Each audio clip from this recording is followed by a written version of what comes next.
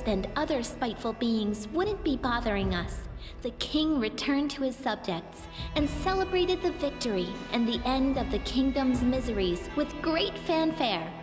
Everything gradually returned to normal, including our exciting lives.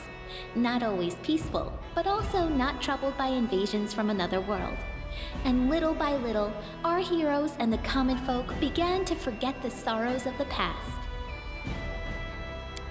So the kingdom returned to Golarion, but not without taking a piece of the first world with it. Miracles and strange occurrences, both kind and cruel, became the norm. Not that the citizens hadn't grown used to that. Of course, the Lantern King wasn't thrilled with the way things worked out, but who cares?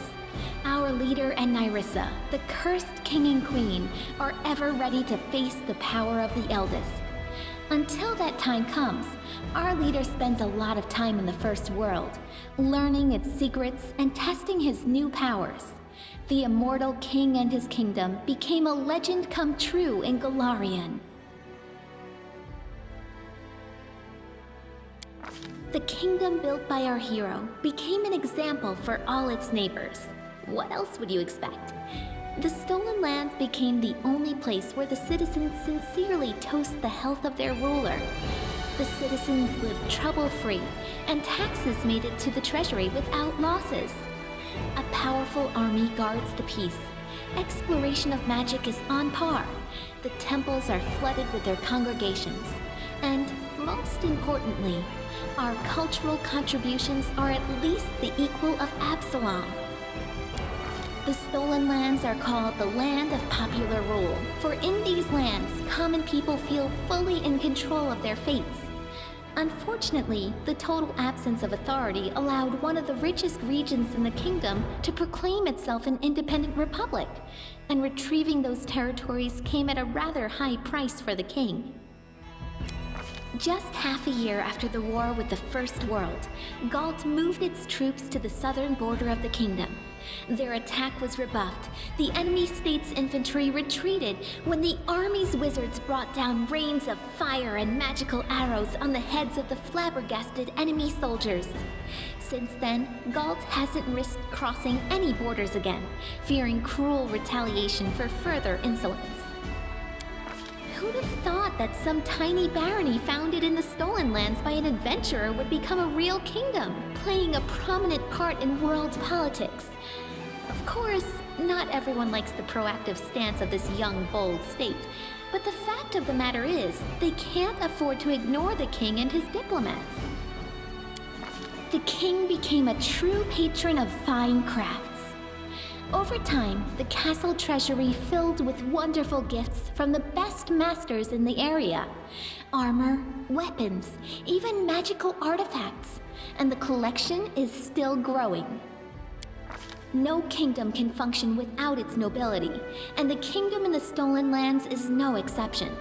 Landowners, ready to share the burden of ruling alongside the king, grew to be more and more influential over time. And the more pompous the court balls and receptions held by dukes and baronets became, the more eventful were the lives of the schemers and freeloaders who always live within the shadows of the powerful.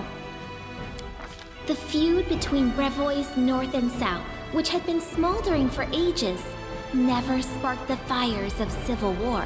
Through great effort, our king managed to bring both parties to the negotiating table. While Rostland didn't gain its independence, it did receive wide autonomy rights. Our relationships with both House Sertova and the Sword Lords are respectful, but they've become lukewarm. Because of us, neither side got everything they wanted. Casil Aldori settled in our capital, though he left politics to teach dueling. Amiri didn't remain leader of the Tiger Lords for long. Ruling was certainly not her calling. The years she spent with them were enough for them to regain their forces, though, and they recovered to be one of the best mercenary armies in the region again. They revere her as a great hero, even more than they once worshipped Armagh, and they respect our king, of course. He was a comrade in arms of the great Amiri, after all. Their tribe came to be loyal allies. Pitax almost returned to its former state. A joyful city filled with beers of dubious quality and deals of questionable legality. The old trade houses lost the crown, but they retrieved the property Iravetti had taken from them. Soon, Pitax became almost like a second capital in the kingdom, a thriving city through which rivers of money from across the region ran. Unfortunately, we get much less of this money than we would like. Governor Liachenza turned out to be helpless against widespread embezzlement. Maestro Bellavara gave the Academy of the Arts a second wind. Throwing out mediocre students and sycophants, she gathered within its walls talented visionaries, rebels, and freethinkers. Those whose gifts felt cramped within the walls of more respectable institutions. She managed to do what Iravetti never could, namely make the Academy truly famous, albeit scandalously so. And so what if, instead of odes to the king, the Academy releases sneering pamphlets and revolutionary leaflets? It only helps his reputation as a true patron of the arts. Trolls and kobolds, two of the most savage native peoples living in the Gnarl Marches, were completely exterminated in the region. The forest paths became much safer, and the peasants' cattle have stopped going missing. After enduring so many storms and troubles, Varnhold eventually turned into a real city. Daring settlers decided to conquer the vast, wild expanses of Dunsword, and despite all odds, they succeeded. The modest colony that almost vanished at the hands of an ancient lich turned everything around to become a thriving city with lively river trading. Magar Varn didn't stay at the court for long. Having saved some seed money, he left service and organized a new Varnling host together with his general.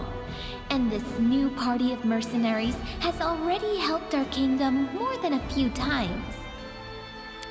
Peace reigns in the caves beneath the old sycamore. The kobolds and mites continue to explore the depths and learn simple crafts from each other. Rumor has it, the first mite-kobold wedding even happened not long ago. That said, settlers still aren't rushing to build new homes in the area. Some kind souls even put up warning signs along the roads. Beware, traveler. Steer clear of the old sycamore. Another inscription soon appeared over the sign, though. No keep-going treasure ahead, honest. Oleg's trading post continues to thrive, attracting even more travelers. Much to its owner's displeasure, a small town is springing up around it. Despite Oleg's grumbling, he and his wife are well regarded by everyone, and Svetlana was even elected town chief. Making sure her sister was safe, the former bandit Kressel traveled south. Her trail went cold somewhere in Absalom's docks. They say she changed her name again and now serves on a trade ship, hiding from old acquaintances. Keston Garas took a post as chief of the kingdom's guard.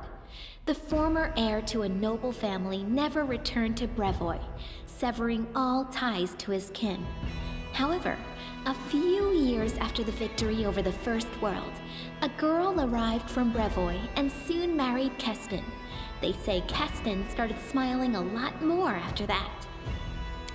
Having participated in Lamashtu's ritual, Olika gave birth to a strong and healthy baby. Sadly, the child grew into an unruly and violent adolescent. Having named a peer at just 10 years of age, the boy escaped to the Gnarl Marches, fleeing the rage of a mob that tore his mother to pieces instead. No one knows what happened to the lad, but legends of Lamashtu's child, who sometimes kills lost travelers and sometimes leads them to safety, are passed on by word of mouth throughout the area. Reinhardt became a loyal ally and trade partner of the kingdom, and Darwin himself had been seen as a frequent guest in the capital. The elegant monarch of the neighboring kingdom has broken many hearts at court. After his visits, many young guards and servants have been seen staring through windows, sighing wistfully about something. The Fae took a fancy to the kingdom, feeling totally at home here. They often play various pranks, but they never do any serious harm. Falcos and Teresia managed to restore the magic forest. Once freed of the anger of the Scythe Tree, people returned to the abandoned village, and it became a haven of friendship between the Fae and ordinary people, just like old times. The lizard folk of the Longtail tribe returned to live on the shores of Candlemere, but they couldn't return to their ancient way of life. Living alongside people, the lizard folk adopted their behaviors, habits, and even religion. More and more of the Longtail tribe pray not to the spirits of their ancestors, but to Erastil or Gorum. They even began to forget their original language. I hope someone writes down their songs and legends before they all sink into oblivion. A delegation of wizards from Absalom and other areas appeared in the kingdom one day, asking for permission to examine the lair of the Lich Farneris the Thoughtful. After completing their research, the wizards spent a long time thanking the king for freeing the world of that monster. In their opinion, he'd been capable of causing the end of the world, maybe even 2 worlds. The Sweet Teeth departed on a journey, hoping to see as many wonders as possible of this world and others. They keep sending us news from every corner of the map. Their bright painted wagon, drawn by a bull mastodon, crisscrosses Galarian, somehow appearing in the center of one incredible story after another. Evindra was glad to see the Lantern King's plans turn to dust. She spent some time helping restore the kingdom after the calamity, then returned home to the First World. They say the rebellious spirit of her cousin Nyrissa awoke within her as well. Evindra is said to recount our story to the Fae, encouraging them to question the power and might of the eldest. After the victory, the storyteller abandoned his affairs and began spending a lot of time alone in contemplation. He eventually bid farewell to the king and left his lands. But I suspect the inhabitants of Galarian haven't heard the last of this mysterious traveler, for his own story is hardly finished. The ancient artifacts gathered by the king built the foundation of a museum collection that has become famous even in far-off Absalom. Amiri remained a pariah to her native tribe, but she stayed close friends with Nylak, who ruled the Six Bears wisely and taught them to survive in the unfamiliar plains and cities. The restless barbarian would often travel for long stretches of time, but sooner or later she would always return to her old friends, bragging about new scars and recounting new feats, many of which Nylak immortalized in song. The Tiger Lords revered Amiri as a great hero, but she didn't stay chieftain for long. After all, she was much better at crushing skulls than giving orders. Harren became famous, respected by dwarves throughout our kingdom as well as our neighbors, even as far as the Five Kings Mountains. He's often been asked to help out or teach others, and he's never denied anyone, despite his grumbling. Some people even listen to his preaching. Lucky for us, there's a lot less howling about the end of the world now, and more wise words of moderation and humility. Not all of his disciples turned to Grotus, but everyone took away something useful from his teachings. Jaethal spent some time at the king's court, but she then left to do whatever it was her new goddess required. She must have become a great inquisitor for Pharasma, as no one would know the ways of the undead and Urgathoa's cultists as well as a former undead cultist would. She was also seen in the company of Salim Godafar. It's unlikely the two became friends, being so different from one another, but it's a known fact that they worked together. Octavia didn't stay still for very long. Soon, she and Reg went to Numeria and started a huge slave rebellion there. They didn't manage to destroy the Technic League, but to this day, slaves speak their names with admiration, and slavers with terror. Over the course of their journey, the two grew as close as ever, leaving their quarrels and resentments behind. After returning from Numeria, Octavia settled in her mother's house and became the king's advisor and loyal companion. Rigangar left for Numeria with Octavia to start a slave rebellion. Over the journey, he really matured and learned to understand others, as well as how to control his anger. After he returned, he took a position in the king's court. Being both formidable and charming, he inspired fear in the hearts of some and lust in others. There are even some rumors that he almost talked Octavia into marrying him, and possibly even continuing the Della Fiorni line. Once the war was over, Tristan kept his promise to Sarenrae. In the middle of celebrating the king's victory, the priest suddenly disappeared in a flash of light, vanishing forever. I hope Sarenrae didn't take the Movonic Deva's memory, so her servant might still remember us and the Stolen Lands. Or if she did, I hope he was at least able to forget everything about the lands in which he endured so much suffering. After the war ended, Ekin hung up his bow on the wall and traded the path of the ranger in for the craft of the carpenter. It may not be the most heroic ending to a tragic story like his, but as Torag is my witness, Ekin's happy with it, as is Alina, who became his wife and is bearing his child. Any baby born into this family will be pretty lucky, since the king himself still visits his old friend and will likely become the child's patron. Jubilost returned to the life of a traveling explorer, frequently visiting his favorite kingdom. He said so himself. His famous work studying the First World all opened with a dedication to his longtime companion, the king.